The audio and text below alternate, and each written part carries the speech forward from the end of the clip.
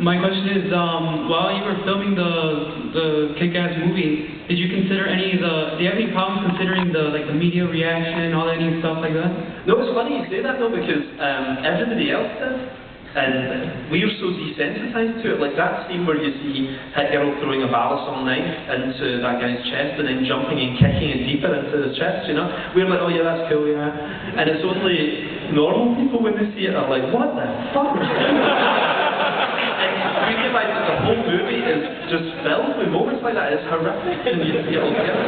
But somehow it's got a kind of good heart as well, and that's what I said, I was so surprised. And I'll be honest, I was shocked that it got 100% approval ratings, because I thought it would just even the bad language and the violence, I thought it would naturally alienate about 40% of the audience, but the 60% would love it, you know, like Tarantino movies do.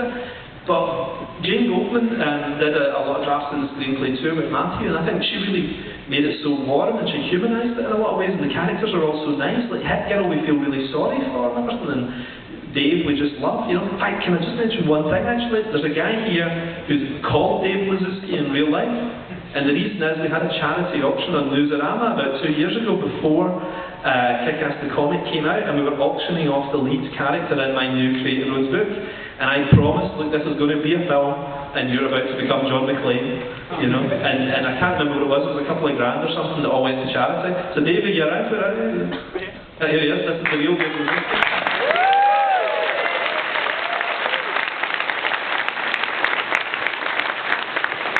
Over here for the old piece of Parker. So we're going to do more of these though, because my brother is a doctor in a handicap school, and he wants to raise some cash to send some children to China, some of these handicapped kids for the Olympics, I think. Can't remember, I wasn't really listening. But but he said, could we raise some more dough? So the next thing I'm doing with Steve McNiven, we're probably going to do it as an auction in a month's time. So if you want to be like Dave Lazuski and get your name out, as long as your name isn't something stupid, then you could win the chance to be the next thing in the next movie we do potentially. You know, so keep your eyes peeled on CDR and Newsarama and all that stuff. Unless your name's like Arse or something like that, you know. I forgot which way I went last time. Over here? I got the Chosen series a few years ago. Yeah. And then I just bought the American Jesus trade. Yeah. And I was wondering if you could put the words back at the end. No, you know what? I actually came up with a new ending for the whole trilogy, and the buggery at the end would have ruined it, seriously. For those who haven't read Chosen, there's a reference to someone being buggered at the end. And I felt buggery appeared in all my books for some reason, and I felt that uncomfortable. But the other thing was, it really genuinely would ruin the twist at the end of the whole collection. You'll know what I mean when you read the whole thing, you know. But if you want me to do it, if anal sex means that much to you, I will. Is that fun?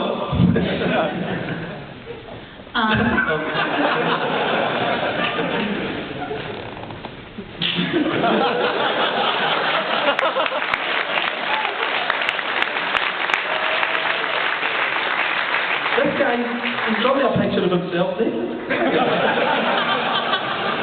No, but I will right after the panel, right? Okay.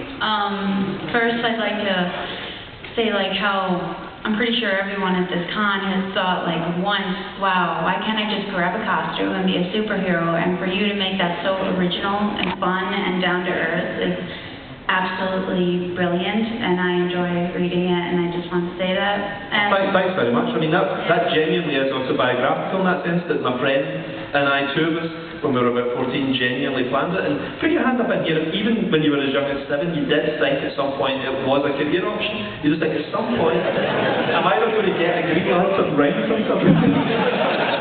Or I'm going to get bitten by something? You know, it's going to get me cars. I think everybody in here must have thought of it, yes.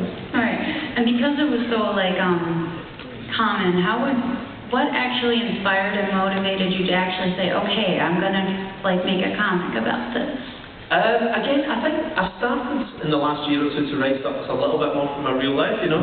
So the most losery things from my life I put into Dave, you know. And like the sequence where he tries to get close to a girl by pretending to be gay and everything, that's based on a thing like when I was a kid, there was a girl I really liked who loved dentistry, you know the programme Dentistry? And she sat beside me in chemistry, and I pretended to like dentistry just to get to know her. It was pathetic, you know, it's things like that. You know, you just take it from your real life and shove it in there, you know. And I know everything about dentistry now, it's really weird. I watched it for like three or 4 months, you know. And did end up going out with her briefly, you know, but that was always my pathetic plan, you know. And I just, all the rubbish, stupid things from my life, I put into Dave, you know. No offense.